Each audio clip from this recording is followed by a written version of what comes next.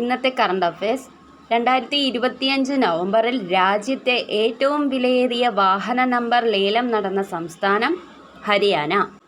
മധ്യപ്രദേശിൽ നിന്നുള്ള ഏത് വസ്തുവിനാണ് 2025 നവംബറിൽ ഭൗമസൂചിക പദവി ലഭിച്ചത്? പന്ന വജ്രം. 2025 കമ്മിറ്റ്മെന്റ് ടു ഡെവലപ്മെന്റ് ഇൻഡെക്സ് പ്രകാരം ഇന്ത്യയുടെ സ്ഥാനം 36.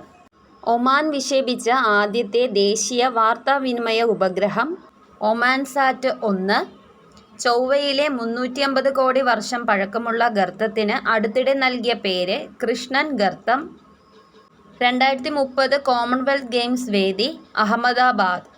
ഫിഡെ ചെസ് ലോകകപ്പിൽ ജേതാവാകുന്ന ഏറ്റവും പ്രായം കുറഞ്ഞ താരം ജാവോഖിർ സിന്ദറോവ്.